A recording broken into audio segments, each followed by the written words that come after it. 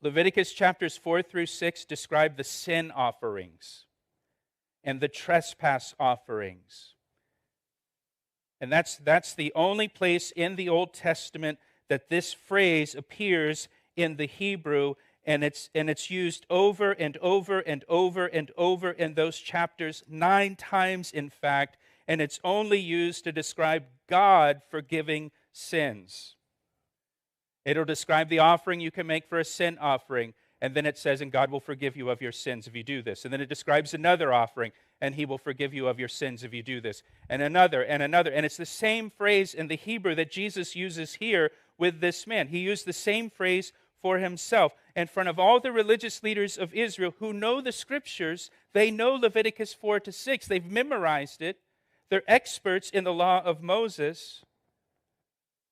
And they all caught the connection that he's making here. They all caught it. They understood Jesus was asserting that he is God and he has the authority to forgive sins. So in verse 3, it says, at once some of the scribes said within themselves, this man blasphemes. They say it within themselves. They don't say it out loud. He blasphemes. They thought Jesus committed blasphemy because they didn't yet realize he's God. Only God can forgive sins. And he just said he forgave this guy's sins.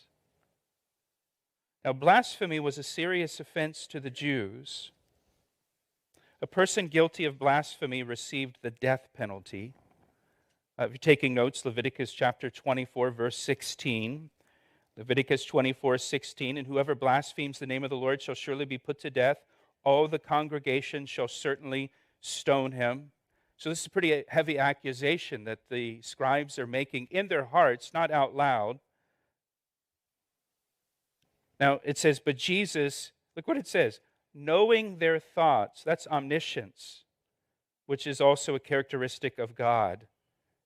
God is omniscient. Jesus, knowing their thoughts, he knew what they were thinking. Did you know that Jesus knows all your thoughts? Now that might comfort you or that might scare you. Hebrews 4:13, all things are naked and open to the eyes of him to whom we must give account. 1 Chronicles 28:9, the Lord searches all hearts and understands every intent of the thoughts. He knows our thoughts. That's why we should walk in the light with him. Nothing is hidden from him. And so verse 4, Jesus, knowing their thoughts, said, why do you think evil in your hearts? Again, that's something only God can do.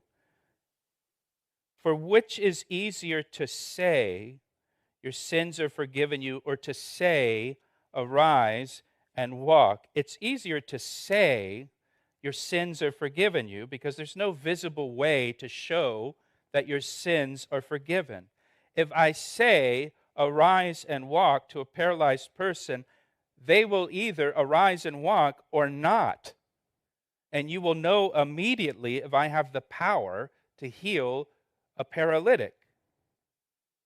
And so it's easier to say your sins are forgiven you. Now watch what he says in verse 6. But that you may know that the Son of Man, remember that's a messianic title from Daniel chapter 7. We talked about that last week. But that you may know that the Son of Man has power on earth to forgive sins. Then he said to the paralytic, arise, take up your bed, and go to your house. And he arose and departed to his house. So Jesus now demonstrates that he has the power to both heal and forgive sins. And look at verse 8. Now when the multitude saw it, they marveled, and look, they glorified God who had given such power to men. The multitudes that were there glorified God, recognizing that this miracle could only be done by God, and that God has given Jesus the authority, the power to not only heal, but to forgive sins. And by the way, healing of a paralytic is also a messianic sign from the Old Testament. Again, if you're taking notes, Isaiah chapter 35, verses 4 to 6, listen to what it says. Say to those who are fearful-hearted, be strong, do not fear. That's what Jesus said to this paralytic. Son, be of good cheer. Don't be afraid is the idea. Be strong, do not fear. Behold, your God will come with vengeance. He will come and save you. Then, when God comes, the eyes of the blind shall be opened, and the ears of the deaf shall be unstopped. Then, when God comes, the lame shall leap like a deer, and the tongue of the dumb shall sing. Isaiah 35 prophesied that when God comes, He will make the lame leap like a deer. And that's what Jesus did with this man, showing His deity, showing His messiahship to all the religious leaders of Judaism. All the religious leaders are sitting there in the audience.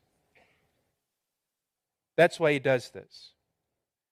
That's why He doesn't just heal the guy and send him on his way. And this, if you're taking notes, this now becomes a turning point in the ministry of Jesus. After this event here, with the healing of the paralytic and forgiving of his sins, after this now, Pharisees and religious leaders follow Jesus everywhere He goes. And they're asking Him questions everywhere He goes, and challenging Him and confronting Him and interrogating Him. And so they showed up just to investigate, trying to figure out, is this guy the Messiah or not? And now because of this event here where He forgives the guy's sins, now they're going to start interrogating him. Now it's going to become kind of more adversarial and confrontational with the religious leaders.